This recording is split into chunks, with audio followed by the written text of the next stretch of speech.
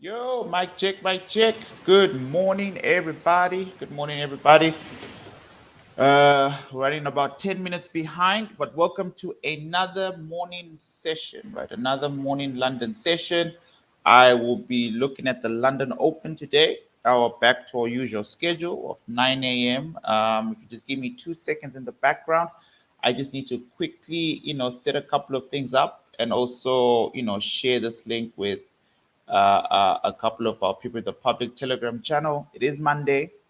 We are expecting low market, volatility. We are expecting a little bit of a lag in the sessions, but nonetheless, let's just see what's there. Sometimes we actually do find good trades on Mondays, right? Most of the times they play out even better the next day, right? But otherwise, hope you guys enjoyed this. Hope you guys did watch yesterday's War Room because that's where most of the money is. Hey, Togozile, man, how's Botswana, buddy?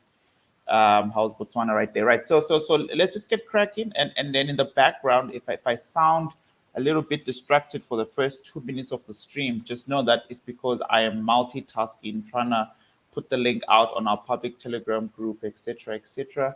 But yeah, let's kickstart. So once again, the long term even better the next.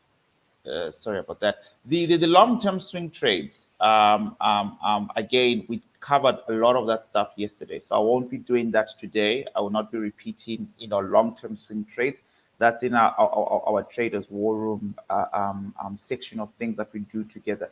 What I want to look at is about 8 to 10 pairs specifically, that will be very active right now during the Euro session. But we're not just mapping out intraday trade setup today. We're actually mapping out zones that price could come to between today up until probably Wednesday, right? And something that you should kind of like take a special note of. Now, before we start that, we always want to have a sentiment check. It's a public holiday, so I can tell, I should have kind of like shut down my PC, notwithstanding my little boy is probably playing video games in the other room. But let's kind of like quickly test, the sentiment. Let's see if, my internet will play ball with me today. Got a weird message there. I'm apologizing for internet delays for the last 48 hours, give or take. So we'll give it a little bit of time. Right, so we're going to look at Euro Pound, Euro USD, Euro CAD, Euro NZD, and then we're going to look at Pound AUD, definitely Euro JPY, Pound USD, and then if there's more time for more stuff, then we'll take over from there, right? I don't think they will be. I try my best to keep these just within an hour. I haven't done a good job, with that for a very long time. Right, where are we with the war? I don't know. Like I said, after the war room last night, I completely like left this room and didn't bother to kind of like watch the open last night. Normally, I wait for the markets to open on a Sunday night. I didn't last night. So more than 90% of Ukrainians believe their country will win the war. This is like the mindset propaganda, right? I mean, the little that I know about Russia, I don't know how possible that is. But you win the hearts and minds at home, you win the war outside. That's kind of like an old American strategy, right? Some negative territory. All right, oil has jumped again. Why? So is negotiations not going well? Does anyone know? I don't know. Maybe negotiations are not going well. All right. So not much here, right? So let's kind of like quickly do a quick overview. I still have to do this for a trader, 9225. I am a brother from Kenya. Don't give up on me, man. I'm gonna get back to you. I will do it. It'll be very good for yourself, but everyone. I just need more time. All right. So pre-market open today. We're looking at markets are starting off a little bit down from the close on Friday. This is the futures market. We do know that sometime today there will be an opening at about 3 p.m. All right. It doesn't mean markets need to follow this direction. What is always worrying about the futures market, maybe let me just give you this tip. If you have a percentage point difference by 1%, see now the Dow is down by 0.30, let's call it 30%. S&P 500 down by 30%. NASDAQ is down by 53%. Once you get to the higher ones, 1.25, 1.50, then you have a problem because the gap between the futures and the real market stock opening at 3 p.m., price might want to catch up with this, right? So to the downside, but right now it's nothing to write home about, right? Oil has jumped up, but it's at 107, right? Those of you who are in this oil trade with me, once again, yesterday in the war room, I told you that today we're going to be looking to potentially start to lock or break even, right? So we're not yet there. We're not getting the money, right? And I did go through this yesterday in yesterday's war room, so I won't waste time with this. When we're going to hold this trade, we're going to let price deal. We need to deal with levels. So these levels here that I've marked yellow is level number one. Once price breaks this area, closes above, then you're starting to kind of like believe that you could get a potential oil rally, right? So you could get something like that, and then the next level to obviously look out for will be to this one. When markets clear this, however long it takes, whenever long it takes, my strategy as a swing trader, by the way, is absolute patience, right? So when I see one supply being taken out, I might want to break even. So at least I'm going risk free. All right. Sometimes I let it be in case markets want to come for a retest. It depends how many entries you have here. I've got 2 here, and my last one was down there, but my last one, the third one, was not triggered, right? So right now I'm playing 2 longs, right? So technically speaking, I should have taken profit. I should today take profit on at least one, so that whatever I'm risking, I've already made up. It goes back to my account plus more, and I might do that by the end of the day. I just want to see how price plays at this level. But once this area breaks the first yellow zone, all you want to see in oil is for oil to take this area out. When these 2 areas are out, or during the process of taking out the second one, if price was to come back here and find a chair, find some strong demand to rally, since it's given us now some type of imbalance, not yet the best imbalance. And number one, you don't want to count the imbalance right now until an opposing area of value is removed. What's that? Well, it's this supply. Excuse me, it's this supply that price is currently struggling in right now, right? So once this opposing area of value is removed, number one, then this becomes a good place to break sell pressure. So even if price does fall, we know it will be slowed down here on the H4 time frame. It might not hold, but it will be slowed down. So all I want to do with my 2 buys is potentially break even on one, right? Or rather just remove it, right? Just take clean profits. I honestly believe I should take profits on one trade, and then let the second one run on break even, and then my third one is useless to me right now because it's not yet triggered. But yeah, this is the pathway to oil. Once we cover that, then we're going to go back to the psychological level. And we teach on this stuff later on, like the different psychological levels in the charts and structural levels, right? This was a structural level.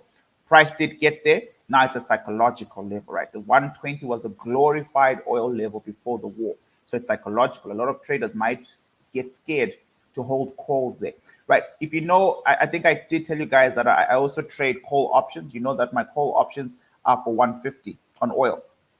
Right. So it's quite a long game that I'm playing on call options. But right now, just in simple trading terms, want to break these 2 supplies and go up, right? So oil is up a bit, but that also kind of like signals, something might have gone wrong. I don't know. Let's just quickly look at our Russells. This is how markets closed on Friday, right? So you can see markets are up by 2%, Nasdaq up by 2%, Dow up by 80% when they closed on Friday, S&P 1,17. So what the pre-market is suggesting is, there's a slight difference, right? So a Dow down 30%, but up 80%. There's about a 50%, move in price, right? That markets can negotiate up or down. Nasdaq was up 2.05, and today in the pre-market is down about half a point, right? So there's a little bit of movement up and down, but right now it's not anything to write home about until markets breach the higher 1, something percent, because then you're technically wiping out most of the gains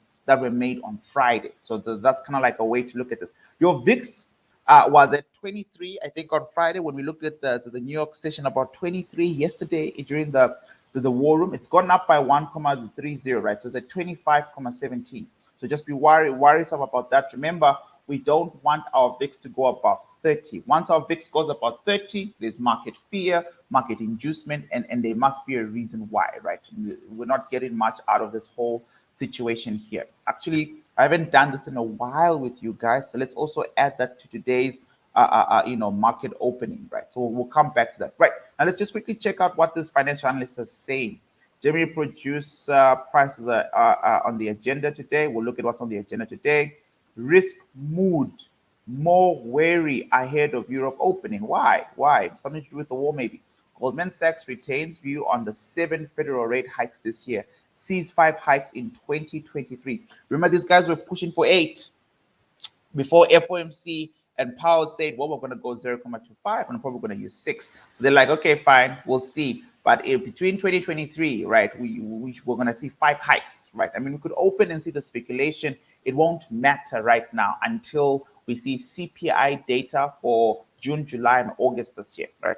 Most of the FOMC meetings right now, we should get what we expect, 0.25 on a consistent basis, right? We don't think Powell will do a market rug pull. He can, and if he does, we need to make sure that we're on the right side of the trades at that time. But we'll deal with that when the time comes, right? Just make sure you subscribe because there'll be a lot of market updates this whole year. Right, slow start to the Forex week. It's a Monday. We expect nothing less. Hong Kong, right, index gives up most of the gains, right? Okay, but then they're still dealing with the COVID situation in China.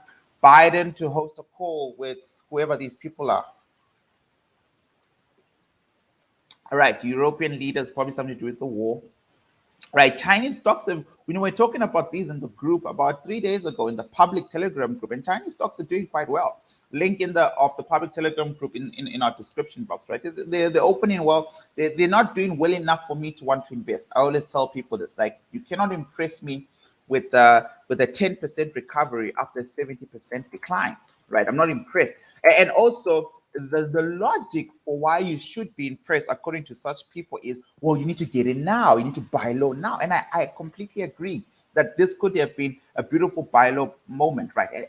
And they're really doing well in recovery. But why is it that Chinese markets always do well in the midst of after doing terribly bad? Like we saw with COVID, they were the very first markets to do a quick recovery.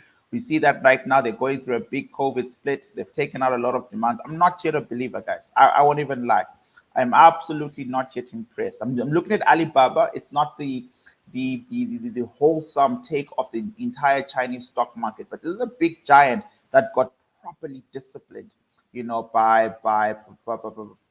the Chinese government. Proper discipline, proper thrashing, right? Almost a 76%, decline. So I'm gonna need a little bit more.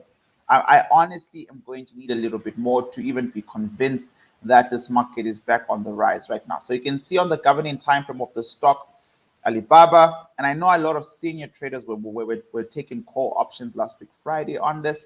I didn't join them, but I know a lot of people took them, right? So they definitely saw something worth taking and they took it, right? But this is not a good sign. It's a good trade to take if you go with short term.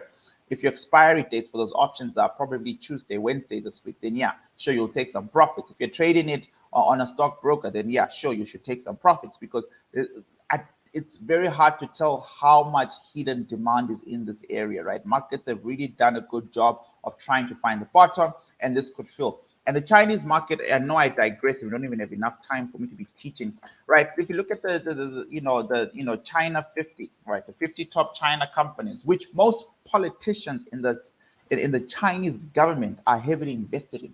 The Chinese parliament has the most billionaires, concentration of billionaires in the world, right? You can see that they've had no mercy on this asset of theirs. They've had no mercy, right? Removing, very, very, very stringent areas of value.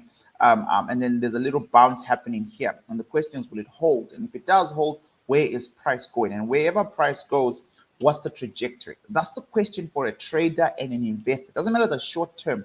Where is it going? What's the trajectory? Because you can't catch a moving train, all right, most of the time anyways, right? You really want to be at the train station, right? And for me, that's still at play until I'm proven wrong by the markets. Until the markets tell me, actually, no, why wouldn't you want to get a retest down there? But you already got a fresh touch here in 2020 of March, COVID. This was the rally. It was the COVID rally. And then look at this. The same Chinese market has done a good job of wiping out all those gains. It took 2 years that it made in a couple of months. Wipe them all fresh, clean down.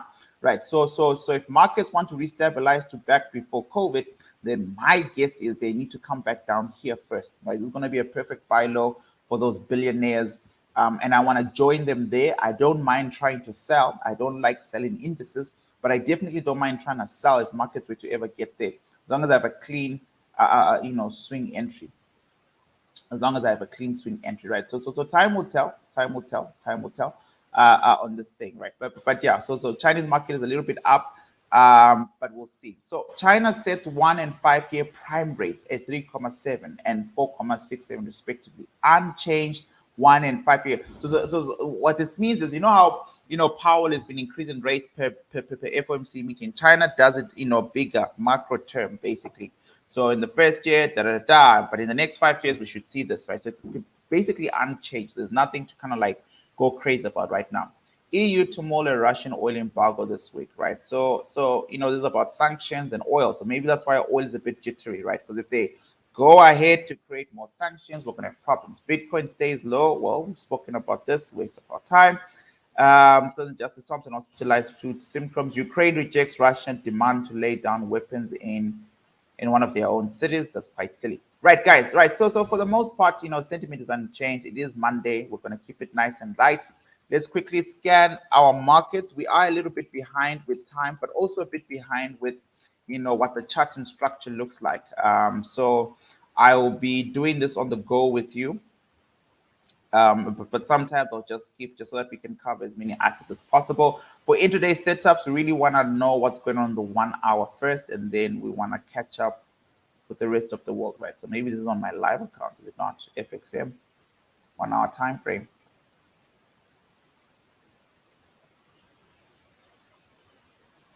That looks nice. I'm just wondering where are my plots? Did I remove them by mistake? All right, I'm gonna check one more time, and then we're gonna go with the chart in front of us. So some of my charts are already properly marked up, but then I know that I'm logged into the office side of things. I forgot to log out, so maybe that's the confusion. Right, fine.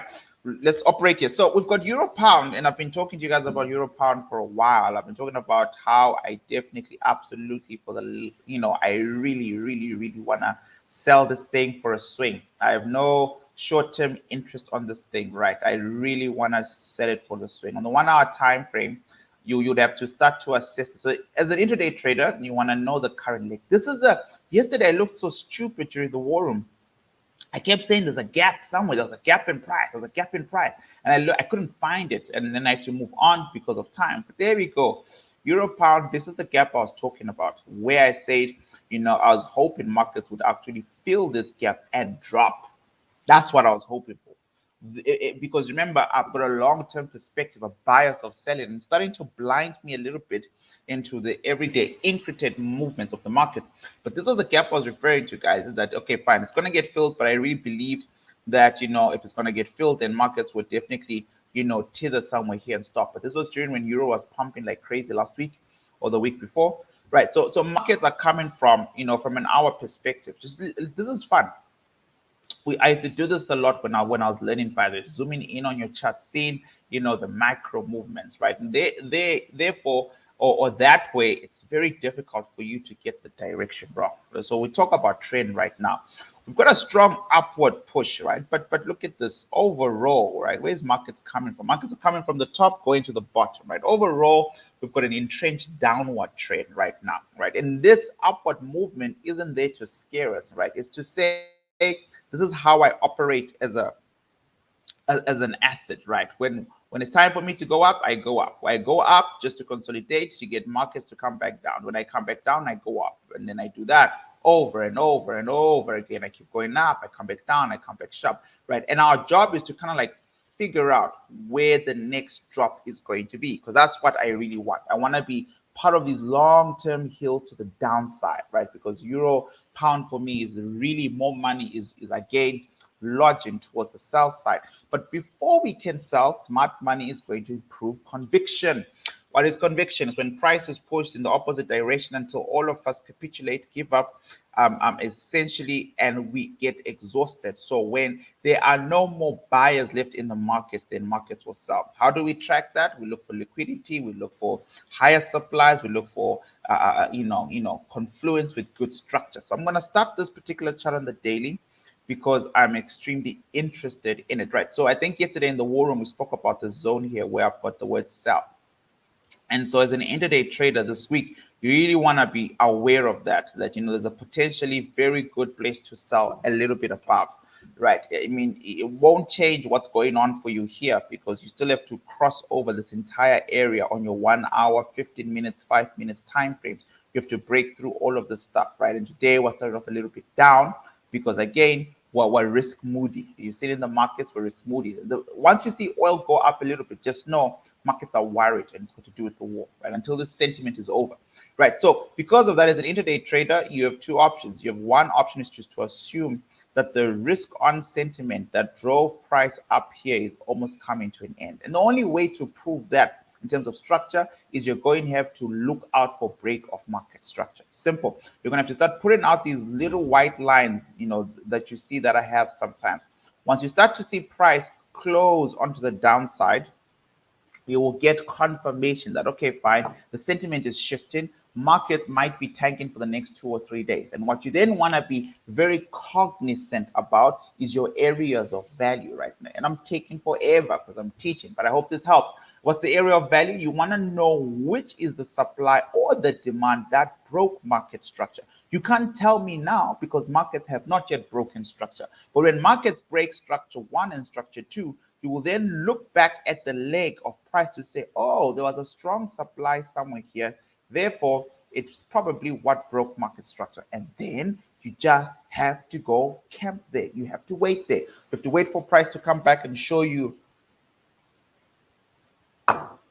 how serious it is about this area of value. Because markets did not break structure, and markets are turning around to the upside, it's a warning, right, that you still have an intact price pattern, right? Markets are still maybe surely continue with making higher highs, higher lows, sorry.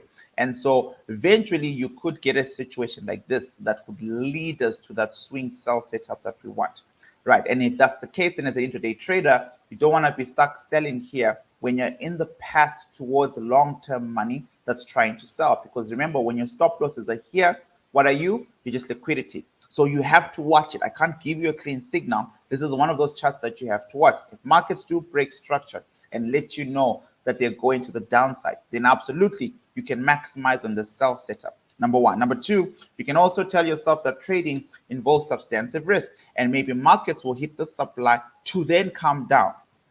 And if that's the case, then this is a good place to try and sell, right? But just sell very sentiment away. Make sure you check your left to right. The area of value is not too bad. It's about 33 pips. We want both because of how tight these two supplies are on top of each other.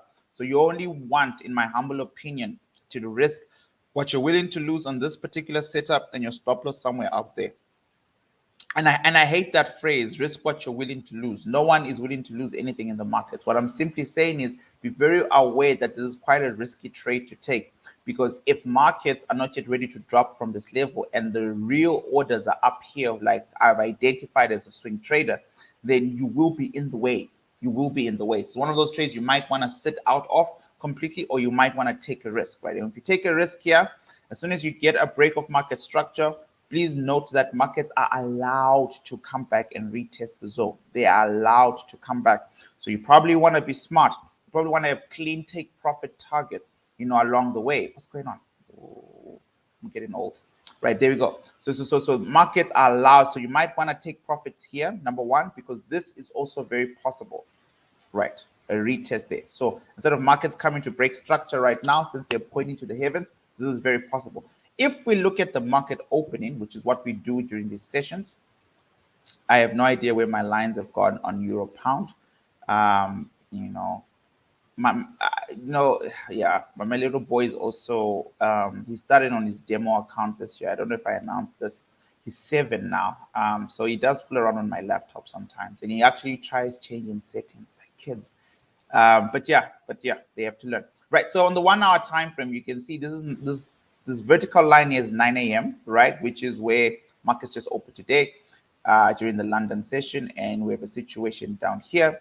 This is why I'm saying you want to see this break of structure or 365. You want to see this the complete annihilation of this demand. It's a strong demand. Demand literally just drove price straight in. Right, there's an institutional push. This institutional push took out anyone who tried to sell here. So we want to see how markets react to this area of value. Given where price is opening right now, I can tell you there's a lot of room to the upside. I mean, you could get this today, Monday, before a New York session, right? A retest, right? Which would be much more prudent if price really wants to push up. We're in 35 minutes. Let's go to the 15 minutes chart.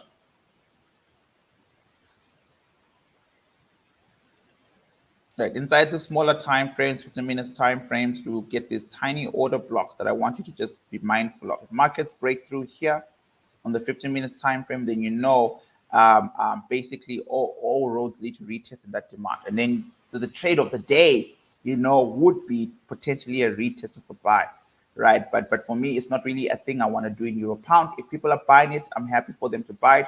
I personally just want to be selling at the right place at the right time, right? This is what that supply looks like on the 15 minutes time frame. So you could even tighten your areas of value for one with a separate stop loss and just two with a separate stop loss and see what happens, right? I hope that helps. But just be mindful that today's going to be a long day for this asset, right? It's Euro Pound. It's going to have to clear a lot of supplies on the way up if it does go up or start to take out this first demand here. The closest demand in price, we know that it is the most weakest, right? Markets will take out, you know, something here if there's something much lower, right? And just be mindful of that. But again, for me, this doesn't interest me. I literally don't care about buying Euro Pound, short term or long term, right? I'm moving on. Euro USD.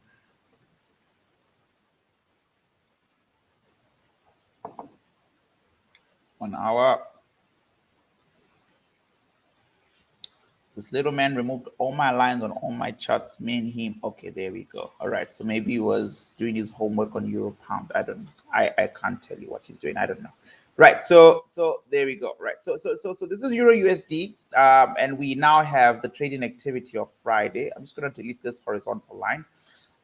Once again, I warned you guys on so many occasions, right, that selling inside this entire green zone, which is what we've called a very good demand, a daily demand, weekly demand, monthly demand, was a terrible idea. Last time we saw the make a low here was at the first 10 days of March.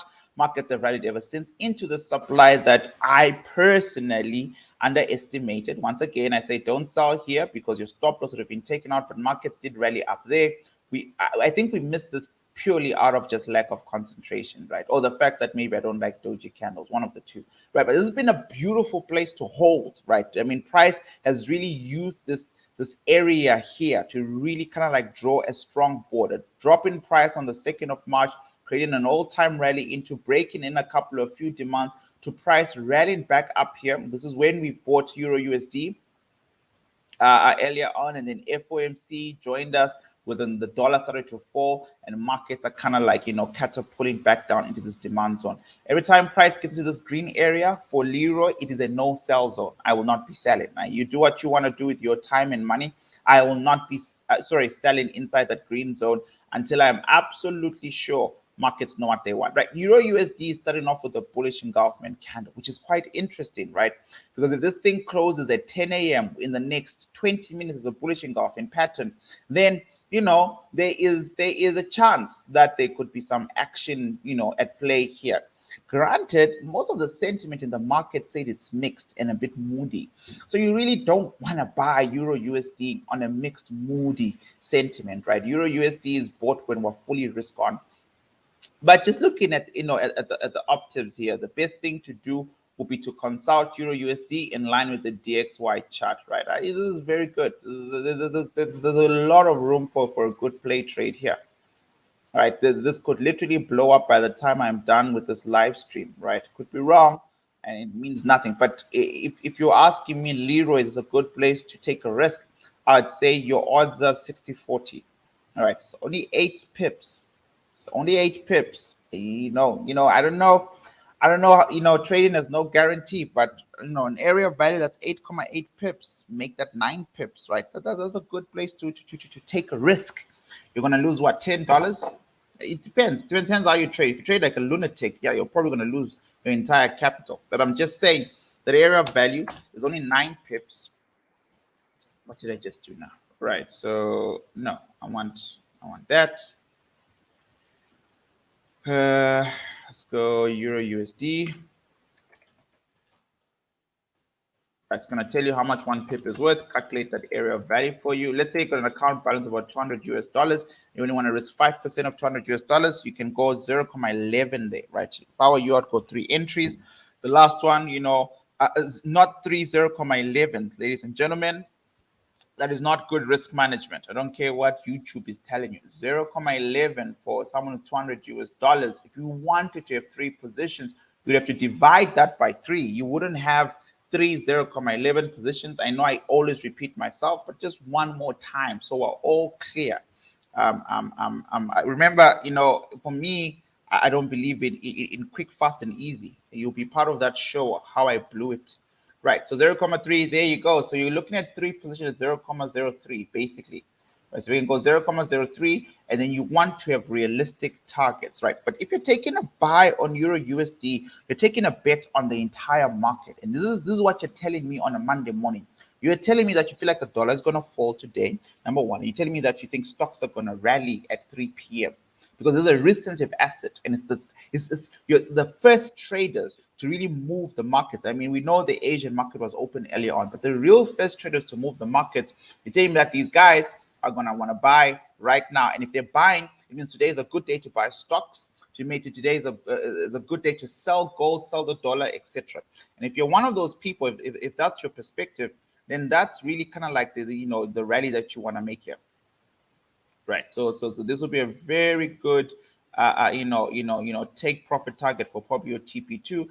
Just so we're clear, you're risking 10 basket 0.11 because of how small the area of value is, right? So that's the trade idea I'm seeing in front of me. But remember the rules. So let's say that's your desired take profit, not even your desired take profit. This is the end of the road for price, right? This is the safest route out for price because after this, anything goes, right? What you want is for markets to come back to this previous high here of the 18th of March, which was a break of supply here on the 18th of March, right? So markets on the same day went down and back up and then flirted down here. So this is markets on Friday. This is what you're saying.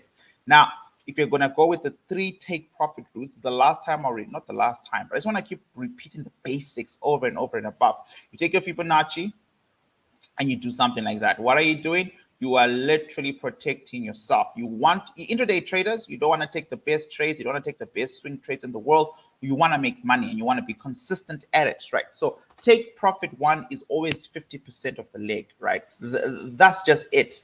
If you got 3 multiple openings, your first take profit is at 50% of the leg. And you just want to make sure it makes sense for you, right? So if you enter there and your take profit is there, take profit 1 is almost a 1:2. Not too bad for an intraday trader. Take profit 2 is at the end of the road there, right? So just before, which will give you a 1:3. I want you to hear what you're doing as a trader here. You're saying if I go take profit 1 is going to give me, for every dollar that I spend, I'm going to get $2 for every dollar that I spend. Take profit 2 on the same trade idea is going to give me, for every dollar that I spend, I'm going to make $3. You see, so at the end of the day, you'll have risked $2 in the markets, but made how much? $5.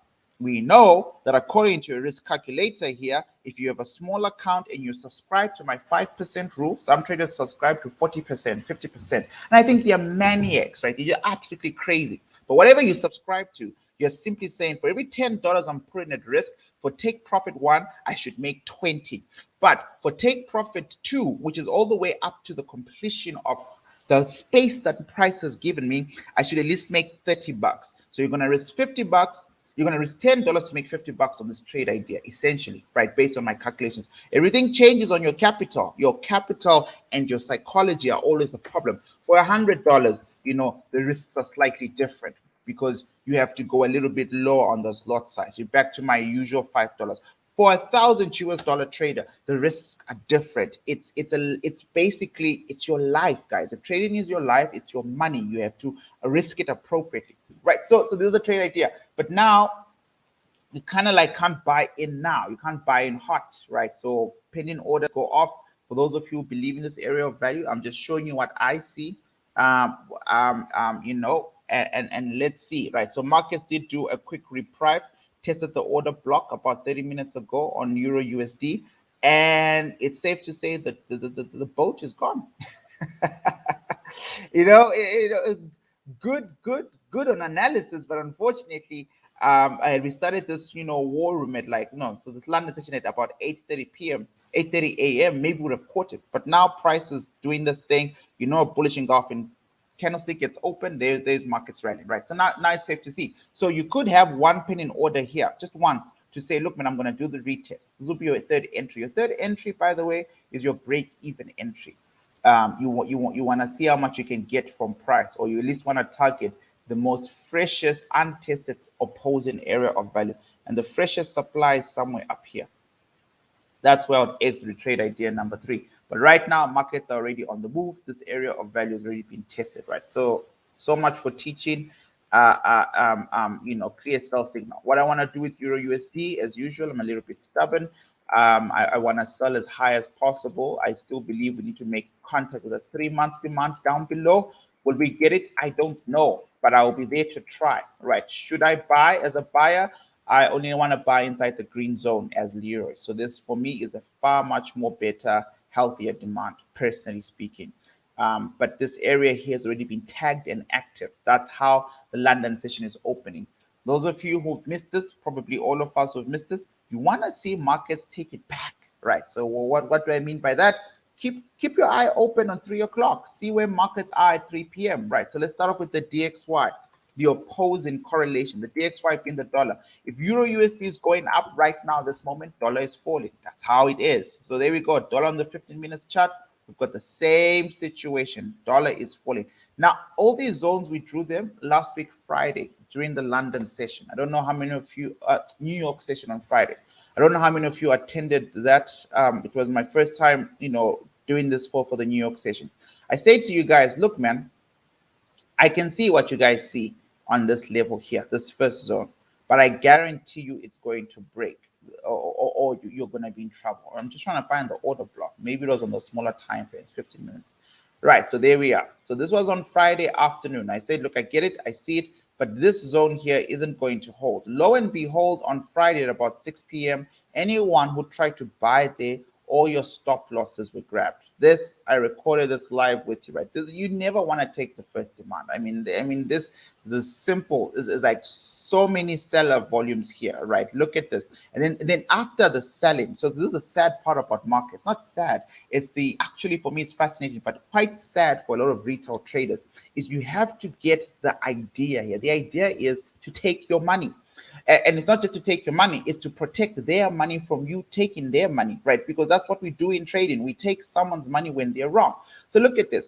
There is 4 institutional candles of a massive selling after this Talitha area that we spoke about Friday afternoon. When markets finally get to a perceived demand by, I guess, very early entry supply and demand traders, or even retail traders looking for support and resistance, or whatever it is that your MACD or will be telling you, there's an incredible stop loss hunt. But what does it do? They also offer a bearish sign, literally at the bottom of price. You get a bearish engulfing pattern, which signals what to a retail trader? Well, number one, I missed the sell here of smart money. Number two, they've taken out a demand with a stop loss order. Number three, they've given me a bearish engulfing pattern in a retest. Surely, it's now time to sell. And immediately after that, they reverse against you, restore an area of value psychologically, because your money is gone and they move. That's why I told you guys on Friday, but I tell you this all the time. When it comes to supply and demand, doesn't matter what you see on the smaller time frames, you need ultimate confluence. So let's mark this area red that we knew was going to be doom and gloom. And then let's look for confluence. Let's start on the 1 hour time frame. Is there confluence there? No, there isn't. So you wouldn't be buying there.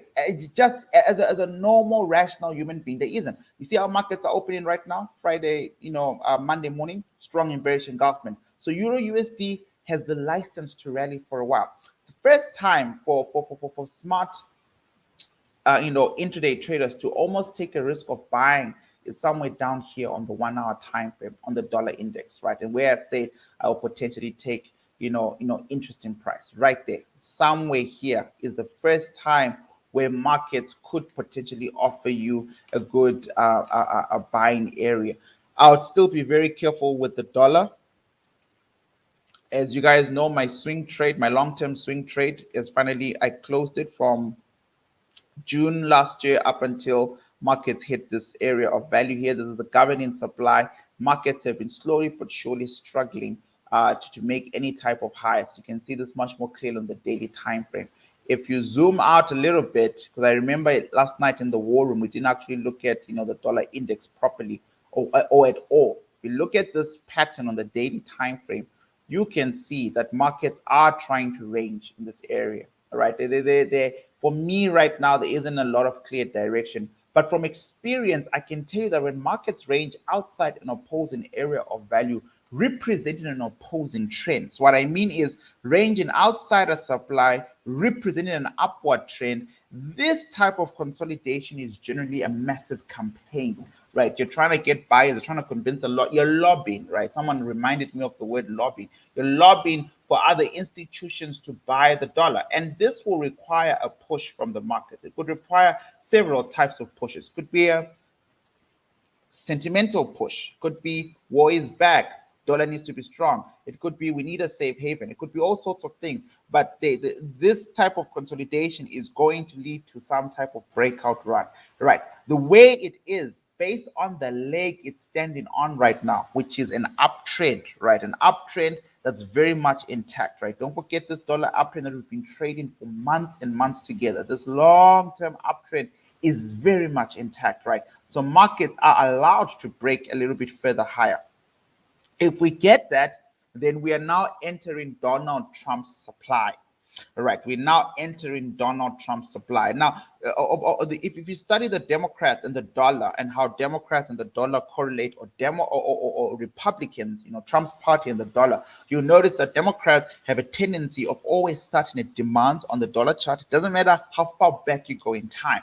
It's literally just Google all American presidents, then you ask for which party, then you ask for when the president was in power, and then you come to your charts, you find those months, and you draw your governing demands and supplies. You'll see it. It's there. It's just like beautifully right there. And what happens is if a Democratic president gets 2 terms, which I hope Biden doesn't get 2 terms, but if he does get 2 terms, then he's got enough juice to take out Donald Trump's supply. Because this is just a 1-term supply, a 4-year plan. As soon as Obama left, Trump took over, and this is Trump's supply here. Man, let me just show it to you. I don't want to just talk theoretically. This is what it looks like on the monthly time frame. This is when Trump was elected in January 2017. All right, when Obama's 2nd term came to an end.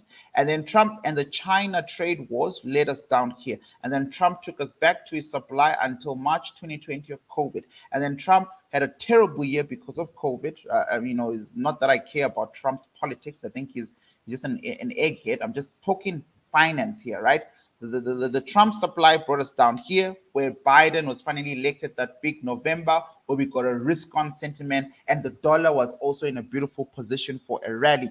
This demand was weak because of how long it took price to leave, but if you look very carefully on the governing structure there, because of how weak that demand was, there was a formulation of a bullish engulfment pattern. Before this happened in June of 2021, I was one of those people who even thought we could see dollar drop all the way down there.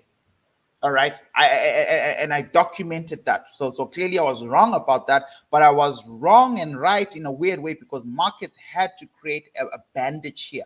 They had to deal with this supply that Trump left, right? And this rally into Biden. Will Biden be president? Will Trump leave the White House? All that drama. Eventually there was a clean rally to the upside. And so I'm saying to you now, if you look at the dollar very carefully now on the governing time frame, you see where it is, right? Right now, we are, let's go Hakini Hashi just to remove all the noise.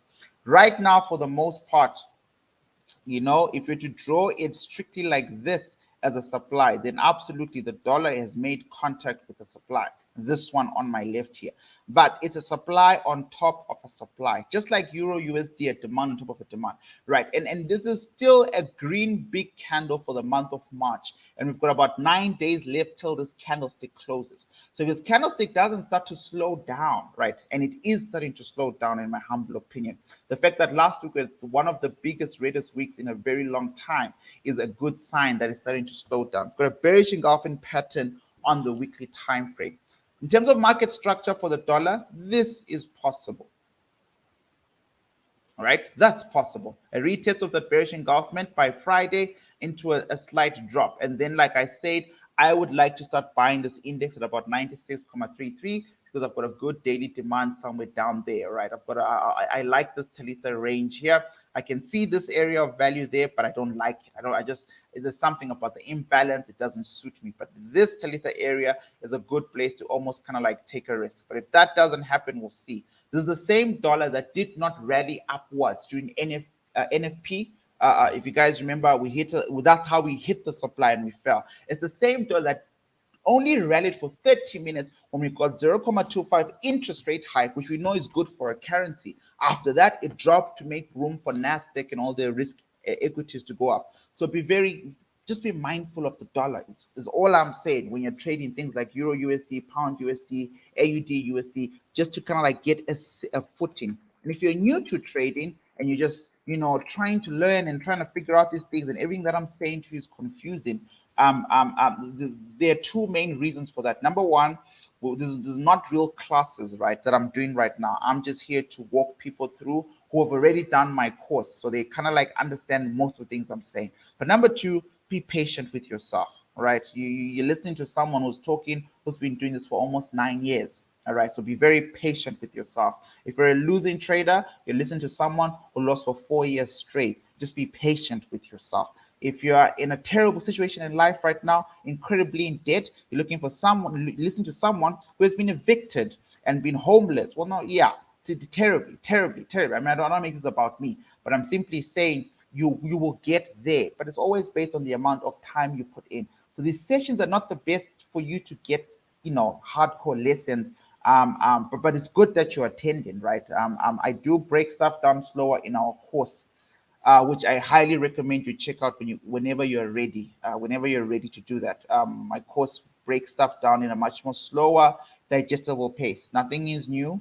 Nothing is hard. Sorry, it's just new. Nothing is hard. It's just new. Right. So we've got EURCAD, which is our next chart. I'm going to just quickly flip to the daily. The green zone represents a broken demand. I still have it highlighted, even though we know it's broken, folks. We know it's broken. We also know that the weekly is broken. Right, for intraday traders, just so you know, it's just that I can't give out everything. But in module 3, I teach about market psychology in module 4. But in module 3 for intraday traders, you just need to remember that any type of area of value in the market means different things for traders, especially intraday traders. So for a swing trade, I could never for the life of me as a swing trader take a buy in this green zone. It's dead to me. There's no money as a swing trader because I need a lot of money to bolster me into the future, whether it's up or down. But as an intraday trader, we know, check this out. This is what I mean by just study your market, right? Your market participants will always tell you stuff.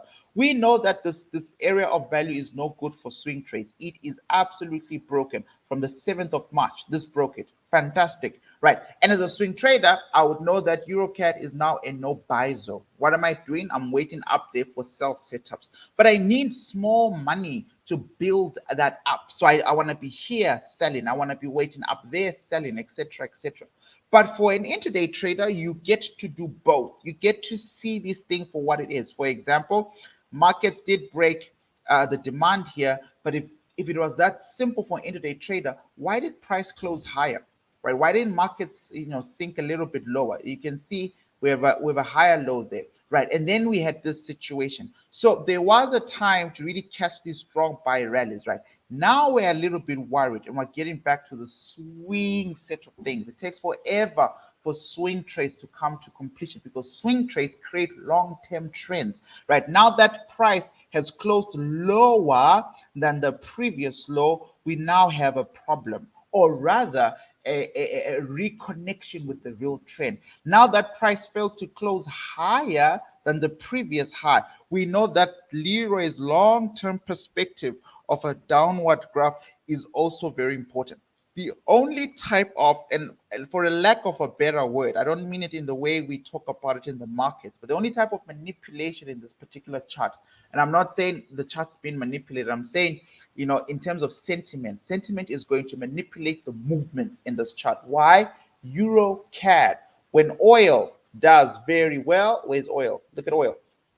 When oil is having a very freaking good day, 108. We open at 107. We're on 97 when we got triggered on my swing trade on last week, Wednesday. Brent oil, since the war has refused to come down below 100. Natural gas still doing well. I should actually take profit or log profits on this, by the way. I'll do that later. So oil jumps as EU miles Russian ban, right? Saudi refinery output hit, right? So as long as this drama keeps going, CAD, Canadian economy, extensively relies on the import and export of oil. So fundamentally speaking, if oil does good, CAD is strong. So if you're gonna sell or buy, rather, let's talk about buying. If you're buying EUROCAD, you better hope you've got a good weak CAD in the picture, right? Let's look at the currency index for CAD. I'm watching the time. It's 10 o'clock. We started 10 minutes late. I'm going to ask for the 10 minutes that I started late. I do apologize, number one. Then I'm going to ask for an extra 10 minutes just so I can cover more assets with you. So can we rock for another 20 minutes? Just let me know in the comments if that's okay with you. If it's not okay, just let me know. I just want to know how many people will disappear. And then I can just shut up and stop right now. Please don't forget to like, by the way, if this is helping you. But if you are okay with me going on for another 20 minutes, you know, for most of us in South Africa, today should technically be a public holiday, but it is your personal life.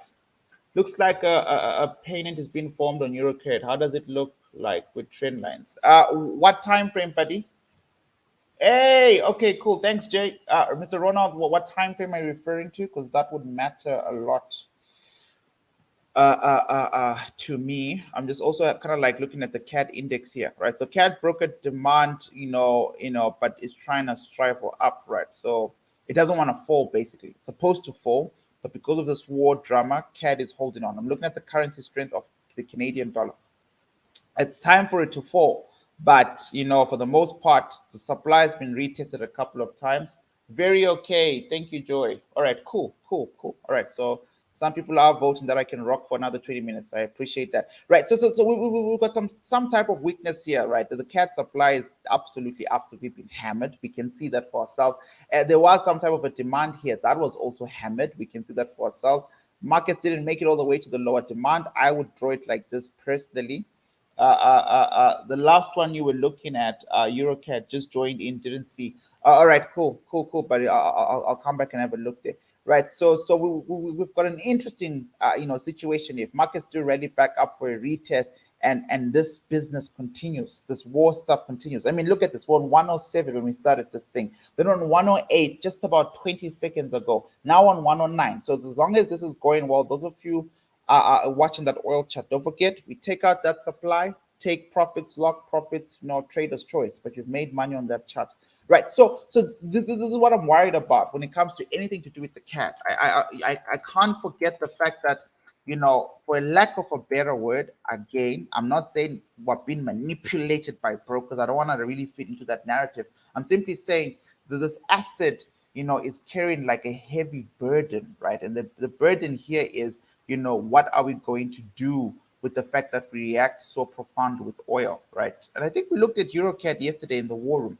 So I'm going to leave to that. So if you remember yesterday's chat on EuroCAD, I just want to show you the big picture facts, and I'm going to go back to a 1 hour time frame. This is a situation that we're dealing with, right? Markets have dug very deep into this, and this is what you want to see. You want to see the big time frames take out opposing areas of value. You want to see them do it very well and quite decisive. And this has happened. Interesting, right?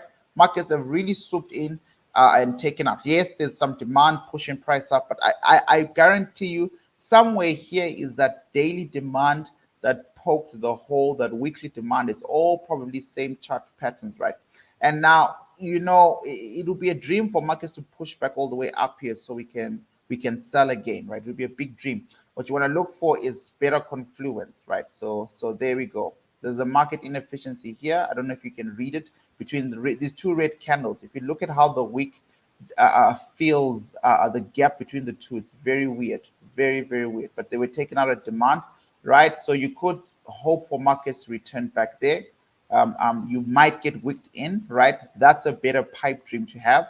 And on the daily time frame, let me just remove these yellow lines that I just drew in right now. We've got a situation where markets are decisively trying to figure out where to go. So we've got breaking of the structure, markets running up and trading sideways, right? So let's now go back to our time frames, see what Mr. Ronald is talking about. Go to the 1 hour chart and then decisively have a look there, right? So He says we should throw in a couple of trend lines. We can, right? So my bias is to the downside, but I'm absolutely aware of the fact that, yeah, Mr. Ronald, I could see it. Yeah, I can agree. But for the most part, I'm not gonna rush for a trade on break of market structure. You guys could try that. I won't. I won't. It's just really not my cup of tea trade. Like I said, personally, for me, just depending on how the sentiment goes this week, I would very much be settled into selling back all the way down. I can't sell inside this green zone. I don't trust it at all, right? So I would like to see price push up. If we're to kind of like carefully just quickly track, we'll complete the trend line stuff right now. But if we could just quickly, if I remove this, I hope I remember to put it back in. If we could just quickly track together what's left in this chart, right? So what I'm asking you is, where are the last buyers? Some of them small banks, institutions, who has not yet been filled, whose order has not yet been filled, and how strong is that order? Well, how do we know all these things? Well, we're going to look to see how extensive these orders are, fresh touch, retest, blah, blah, blah. The basic rules we talk about in our course in Module 1, because that's going to let me know who's left in the game, because I know smart money won't play low in the curve, right? So we've got that order there, right? And this is strictly for intraday traders, by the way. My money is on, if we're swinging, we want to go down. If we were swinging, we absolutely want to go down. And the reason for that is we've got a governing demand that's been taken out, right? But for intraday traders, this is where you are right now on the 1 hour time frame, right? So markets are seemingly breaking out. I don't know what this white line is, but I'm just going to remove it for now. Hopefully we'll figure that out later, right? Markets have, generally speaking, made their beds here. And I, if you want to take the risk, you're more than welcome to buy. If you're taking the risk, just know that I'm not with you on this particular trade. I'm not buying this market at all. But if you do buy, this is a good place to get out. For short-term traders, if you do buy, this is a good place to break out. I must tell you though that this is not a confident break of market structure. All right, I must tell you that this, for me, is not a confident break of market structure. Personally speaking, I would have wanted much more, clarity from this thing. So strong candlesticks, at least a bullish engulfing candle, a retest of a zone. But if I give you a triangle and remove this bigger trend line, you'll see that you're still inside one of my favorite, flag structures, pennant structures, whatever you call them. But for the most part, right, the break to the downside is more imminent if markets follow the trend. Just be very much aware of that, right? If I take the closes of these candlesticks and where markets make the most contact, right, the downside is really where you want to be. The problem with selling there right now is you're selling into a demand, so you're screwed. Even for a short time frame, the rules matter. You are absolutely screwed. You cannot sell. I mean, where would you put your stop loss, right? We all know that retail traders have been taught that, well, when you're trading this type of patterns, your stop loss is somewhere here, right? So just outside the pattern, right? That's where your stop loss would be. And my question is, yeah, the trade could break to the downside, but guys, risk reward has to matter for you. It's at some point in your life, you really have to take this thing a little bit more seriously from a business perspective, right? So this is all you can make if markets break to the downside and you can catch the move on time. Markets could break this, right? And thank you so much, Ron, for bringing this to our attention. Like, it's actually a beautiful teaching curve, right? But for me, I'm not saying this is what Ronald was suggesting we should do. I'm simply saying thank you for highlighting something I can like really shine some light on. This for me again isn't, I don't know. I mean, it's like definition of setting low. So I'd rather wait for a place somewhere up here as a seller for intraday. That's what I would do. And if I don't get that play, I move on with my life. Super downside bias prevails, yeah, but safe, clean entries as usual. Thanks, mate. Brilliant, buddy, brilliant. Only a pleasure. Right, so for short-term traders, maybe this is a better outcome. For short-term traders, for swing traders, let's wait. Right. So for swing traders, we have to see what's going on. The mitigation has happened a couple of times already in this market, right? Market seemingly last time could came. Remember, this gray zone, guys, was our trade ideas from these morning sessions. All the gray zones I've told you before, that's where I want to be in, right? So markets did rally into the zone, markets came back into the yellow zone, and this really, if you're not brave enough to take the gray zone trade with me, then all you had to do was wait for the bearish engulfing pattern, right? Because I can only do this when every day, an hour a day. But honestly speaking, if you're not marking up your charts, you're not going to see them. Number one. Number two, if you're not putting pending orders, you're not going to catch all these moves. Now, if as a swing trader I'm looking at the multiple mitigations and I'm thinking about where is the next fresh touch, right? Would price come up all the way up here and beyond, right? Well, again, it's EURCAD, so we really don't know. But if it was a normal chart, then my answer would be, well, the highest place that price can go to really start to negotiate is these two zones.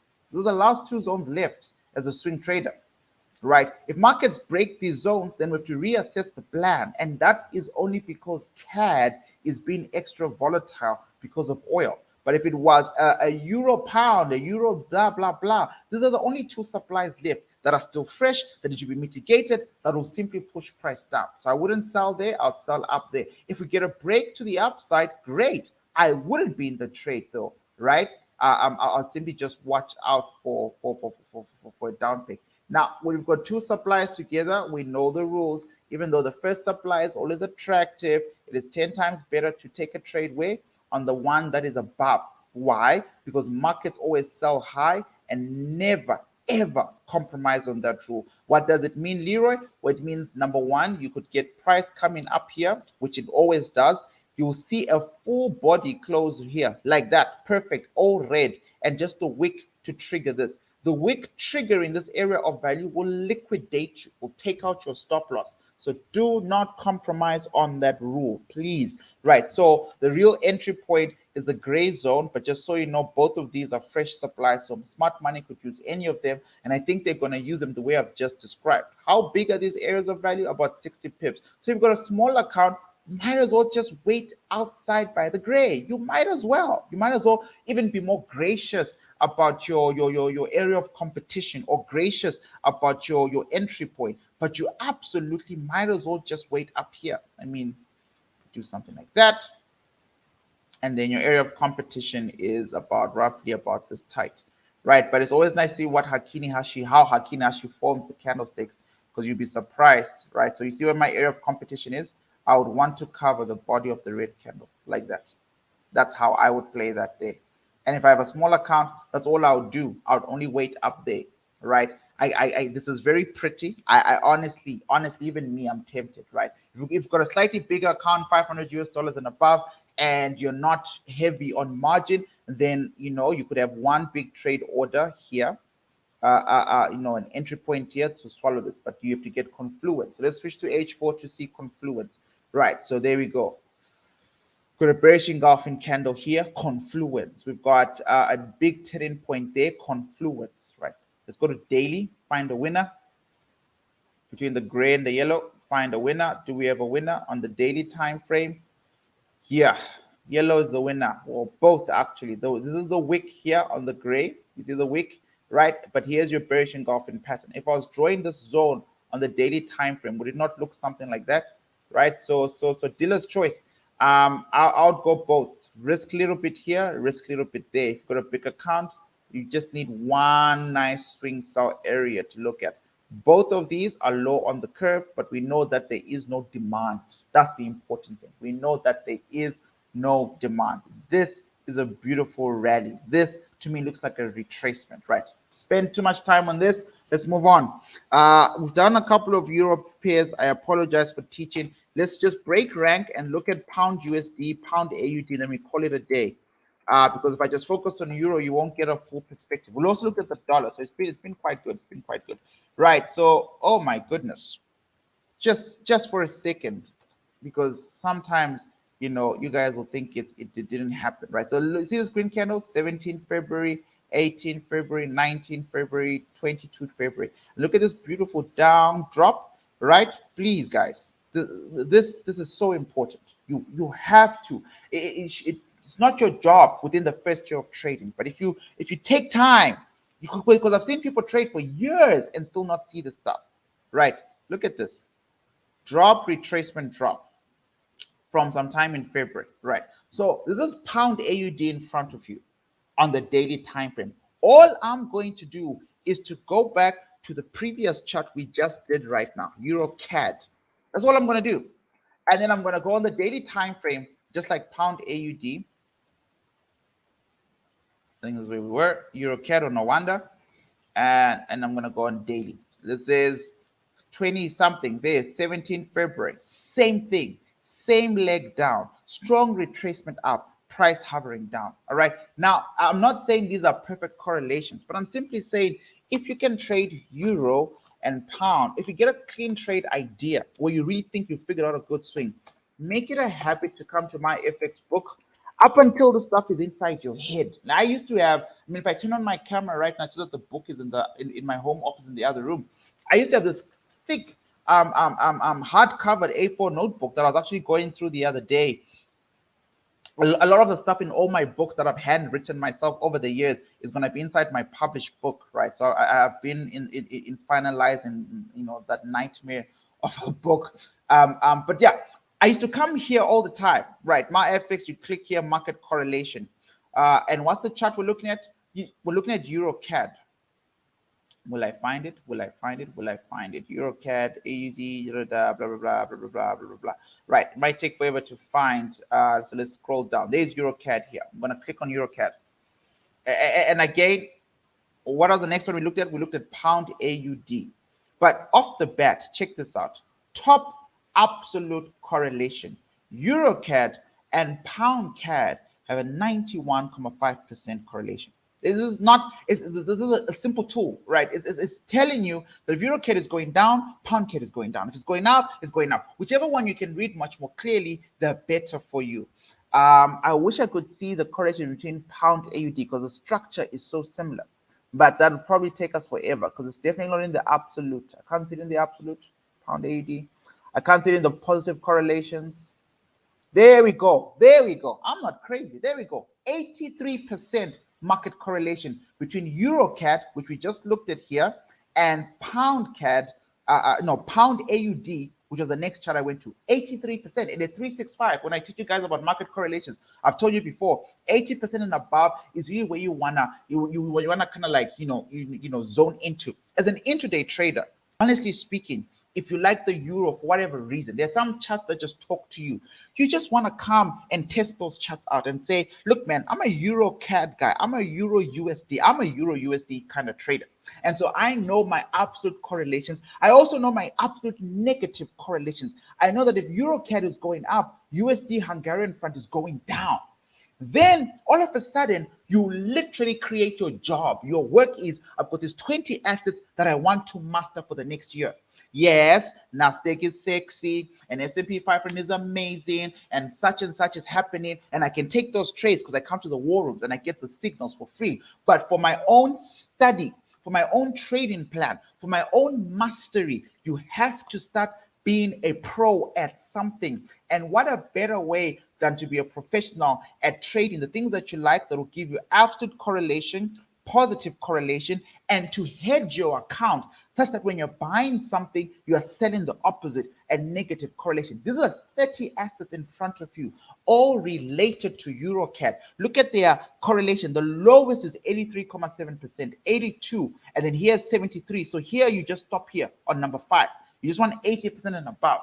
This is done, guys. These are multiple streams of income. It's not just one. It's about 25 on this chart. Right, so we're looking at EURCAD, and I went to pound AUD. I'm bringing this up because I can see the structures immediately. But you might need time to do that. Give yourself that time by studying the charts and just using simple tools like this, right? So this is on my FX book. I share this link every now and again. I'm going to drop it for those of you who are in the comment section. There it is there. Use it. Use it. This is about your money. Stop getting your accounts blown and not knowing why. Right. I had my accounts blown consistently for 4 years. 57,000 US dollars lost in total. 100 US dollars here, 300 US dollars there, 1,000 US dollars there, sold a car. That was the most expensive market lesson. And then I spent almost 40,000 US dollars in market courses. It's been a freaking journey, but it was well worth it. And I'm saying, save yourself time. Don't do what I did. Right. So Euro pound, the last time we spoke, let's just quickly put in some lines and reassess what's going on. Let's put in our 1 hour. This is gonna be, we're gonna look at pound USD, then I'm gonna call it a day after this, right? Because I know it's now 10:20. And you know we have to move on, right? So that's 9 a.m. day. Right, now let's assess this chart. Let's go to the daily. For intraday time frame traders, the daily chart is your governing time frame, right? So we've got some type of demand here. Make some better adjustments now that prices dropped even lower, right? So this is what markets were going for a long time ago. That's why the white line is there. This was in April last year, and then markets rallied since then and have not come back. Check this out. This was good money. This was good money. This was good money. This was good money. This was good money. And because the drop there, pleasure, Mr. Togozile, because the drop there is everything. Because this drop here is everything. It's good money. You can see I want to sell this asset, right? As a swing trader, I'm already on the daily time frame waiting. I dare market to rally up there. So that's my trade idea as a swing trade. But now let's still investigate for intraday traders what's going on. Intraday traders, what's going to happen now, right? So we've got a demand here, very weak demand sitting on top of a demand. Let's clear these zones up. I go Akinihashi. Right, so and then we've got a lower demand. To me that might still, okay, it's not fresh. There we go. Markets tagged into it and then rallied, right? So that's no longer entirely fresh, and it's not the type of demand, in my humble opinion, that you really want to stick around for a retest for, right? A retest might work, but it is not the type, right? Let's see normal candlesticks, but generally speaking, unless if it's a bullish engulfing on normal candlesticks, but in Akinash is telling us that it's not the type you want to wait for. Right. Even the normal candlesticks is definitely not the type that you want to wait for. You don't want to wait for this very weak imbalance. That's why a doji. So, you know, all things being equal, we have a demand, but markets are going to dig lower.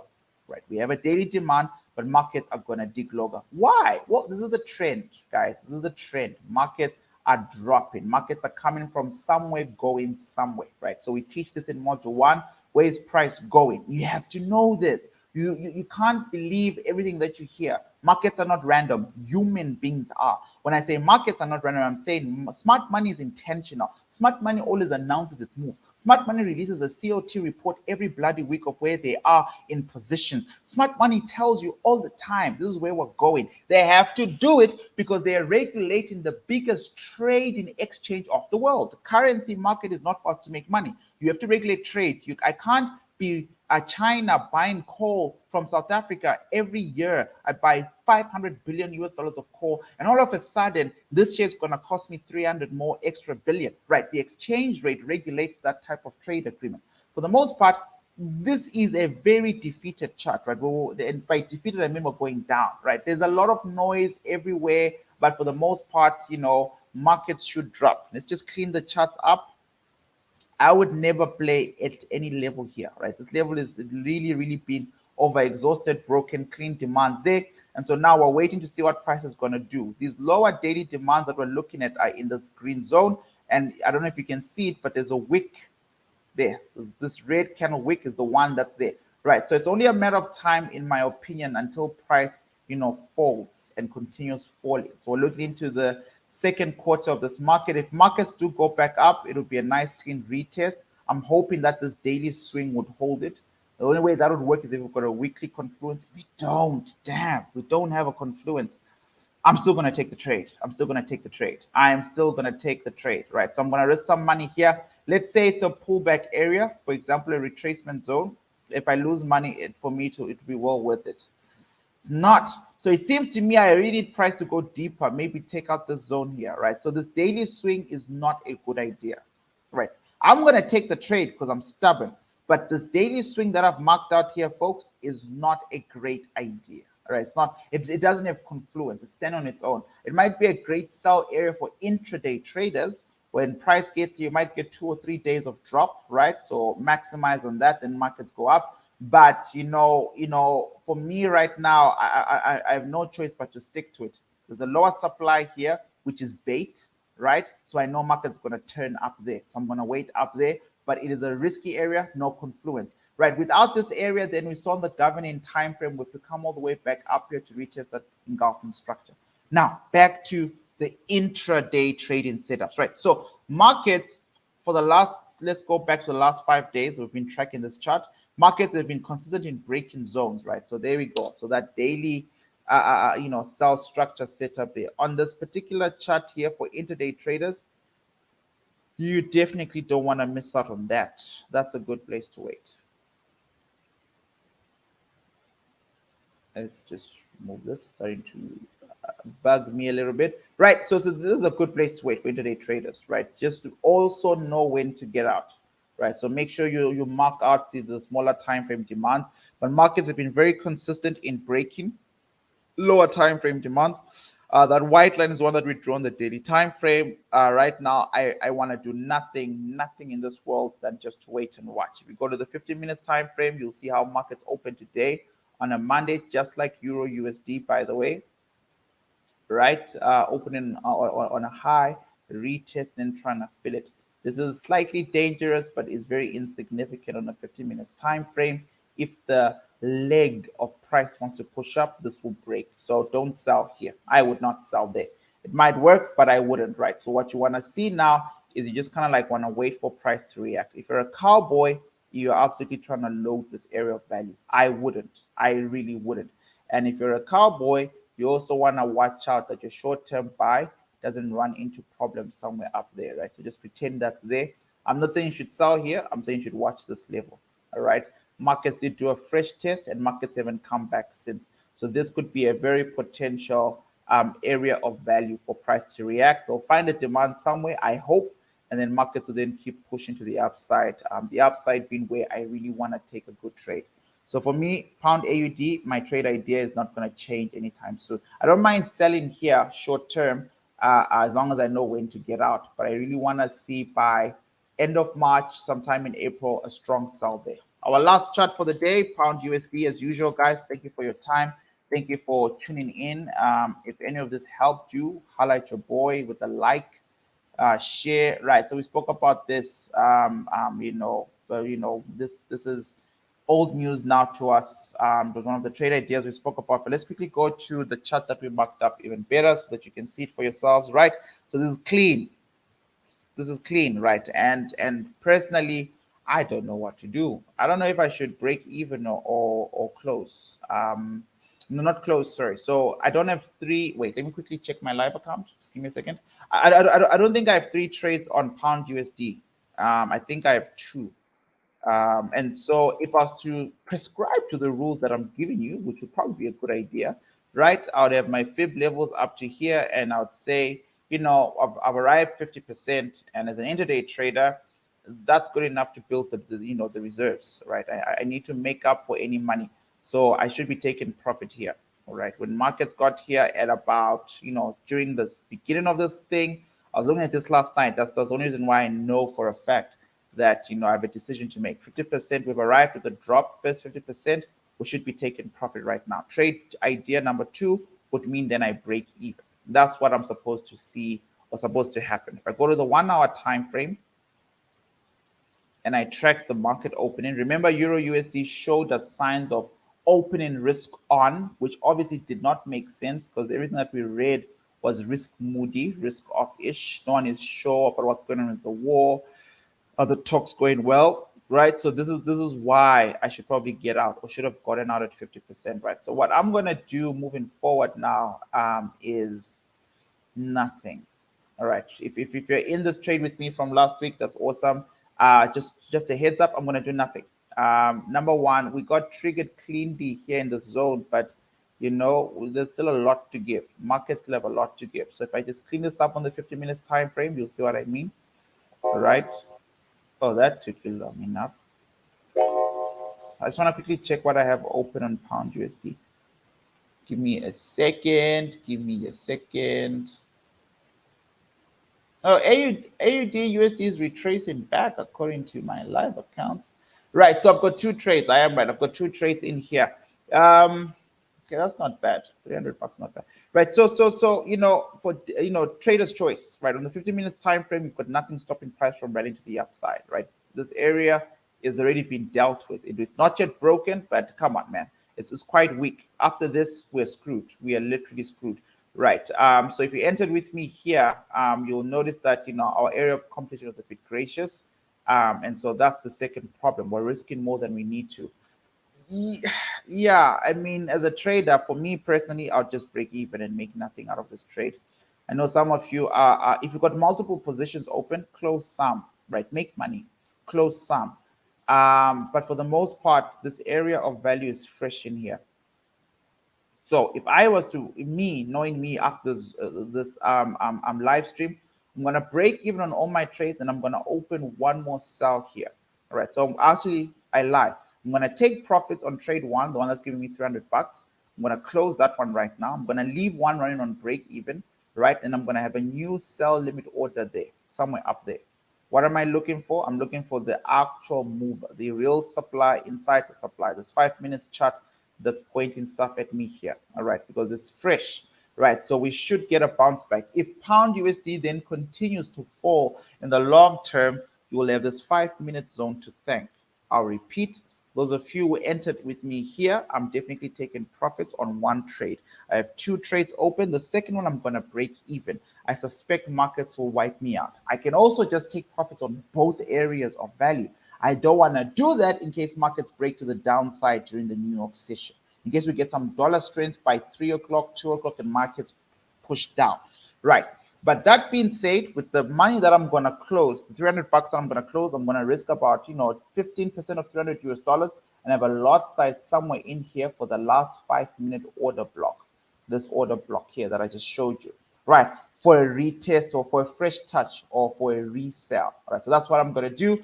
And then we'll see in the next 3 to 4 days how that trade idea goes. But there's a beautiful imbalance. That is why, as a short-term trader, I can't ignore it. Look at the breakup structure, Look at the zero bias, just banks. An imbalance is caused by the fact that the markets are one-sided. Banks are doing one thing. They're selling against everyone who's buying. Markets haven't returned to that level. Therefore, I want to try it out. I want to try out this zone. This would obviously all mean that at some point in time, the dollar stops falling. This is pound USD. That's for that trade to work. Right, my people, I appreciate you. God bless you all. See you tomorrow, 9 a.m. for another market opening. Take special care. Shake my hand on the other side of the world, wherever you are. Trade safe. Use your stop loss. Take profit. Forget about making money tomorrow or today. Think about how wealthy you can be if you apply a consistent process in the next 2 to 3 years of your life. I mean, I think that's a healthy approach to markets. Think about wealth building, right? Right, guys, shake my hand. Cheers. I'm out. Have a good day. Thank you. Goodbye. Blessings, everybody. Blessings, joy. Thank you. Goodbye.